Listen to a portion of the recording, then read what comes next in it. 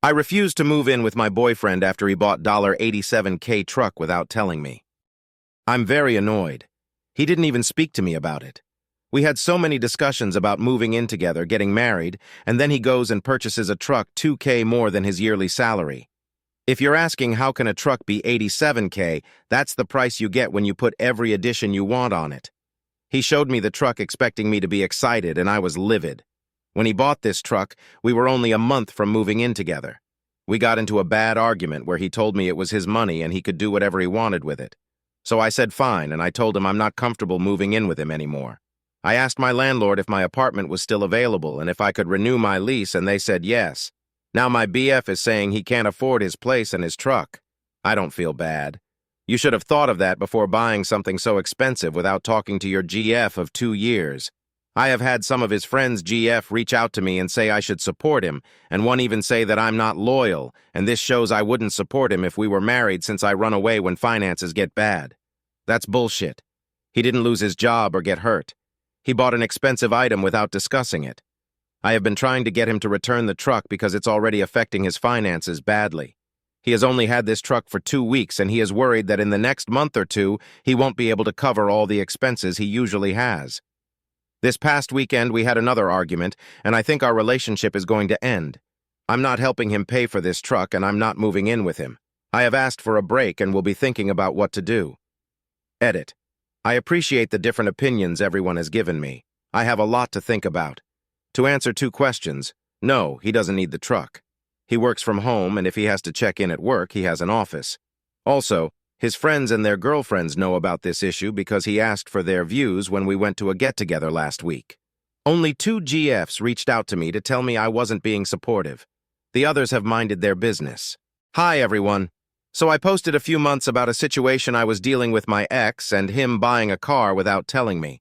I really doubted myself when I first made my first post because I had received such strong negative reactions from other people about me wanting to back out of the move. I appreciate the comments I got not only on the posts, but through the messages as well. It really helped solidify for me that these feelings I had about the situation shouldn't be ignored. So thank you guys for responding because it saved me financially. Looking back at the situation now, months later, I can see that I was being set up to be financially abused. When I broke up with my ex, I thought that we were financially incompatible and that unfortunately it took this large purchase happening to see it. But I can see now, that's not the case.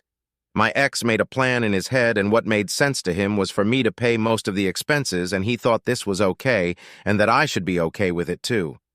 Even though I can see the reality of what he was trying to do, I can't hate my ex because he helped start me on this path of looking at my finances.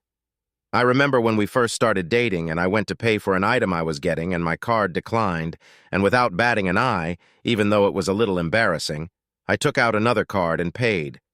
I was used to this happening every once in a while because I was literally living paycheck up to paycheck.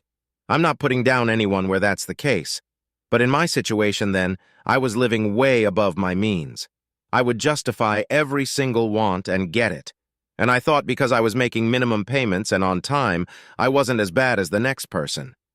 When the situation with my card happened, after we got back to my ex's car, he kindly asked if this type of thing happens all the time, and I told him sometimes, and he basically gave me advice. He did not try to force me to stop spending. He asked me to track my purchases and recommended a few apps. The first 2 months that we were seeing each other, he would encourage me every other day or every once in a while to just track what I spent, to shop like I usually did, but to track everything. Being able to see how much I was spending, especially when I broke it down into categories, was astounding. There was 1 month I spent $68 on bagels. It wasn't for work. It wasn't for other people. It was me stopping at a bagel place every morning and getting a bagel. I would sometimes get variations, which is why the bagels cost so much. Once I realized how much I was spending on stupid things, my ex helped me make a plan that would work for me, and that plan has continued to consistently work. I have added to it and changed things or tweaked things as my financial status has continued to improve, and so far, so good. This is why I don't have any bad feelings about my ex. He never pushed for me to pay my bills in front of him. He never saw credit card statements on apps, nothing. He only kept encouraging me to look at my finances and fix them. He helped give me the foundation to start to manage my finances, and I thought in my head that we were on the same page. And because he was such a stickler for finances and he was so frugal, that is why this truck purchase was such a surprise to me. It was unplanned, not discussed, was a large amount of money, and just knowing the general view of how much debt he had, I know without a doubt that there was no way he could afford this truck. I'm not trying to paint my ex as a saint. I am explaining why he had such a positive impact on me financially. So when the truck purchase happened and he refused to budge, I honestly was shocked, and seeing how bad this situation was, I had to walk away. It's been about 6 months since everything's happened, and I'm doing very well. I recently paid off my student loans last month. I now only have my car left, so a few grand left to pay. I also have a small savings. Because of that, I have changed the focus, and I'm putting the majority of my income now towards my car. I'm not rich by any means, but I'm definitely living within my means, and I'm okay with that.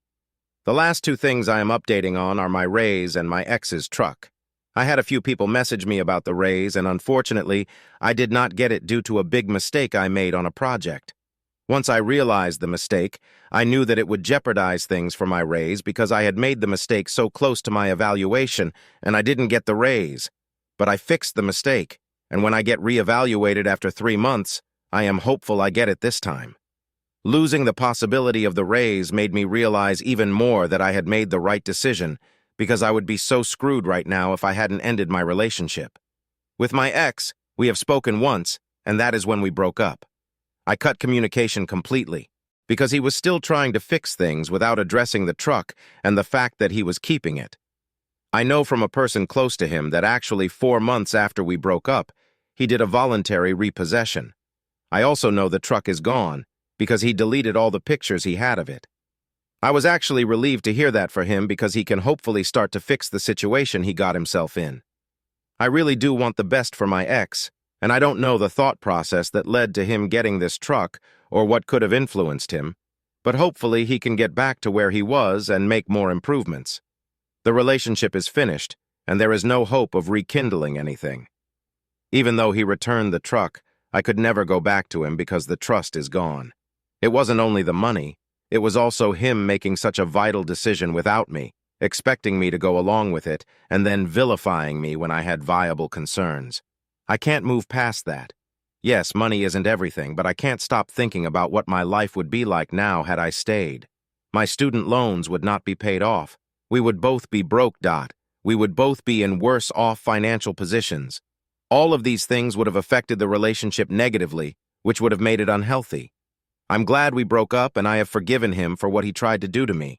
I stand, and I will continue to stand by the view that finances are a breakable offense, especially when your partner isn't listening to you and does something that will affect both of you. If you don't agree, that's fine, but these last few months have proved that to me. So that's my longish update, and again, I really want to say thank you guys for responding to my first post.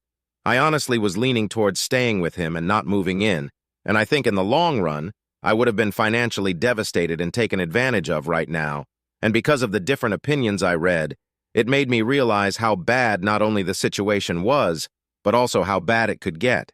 So thanks. A very, very, very, very small, humble brag. I posted my paid-in-full student loan email on my profile, so if you want to see that, you can click that post, but you don't have to. Sorry, I'm just so proud of that fact. Okay, bye.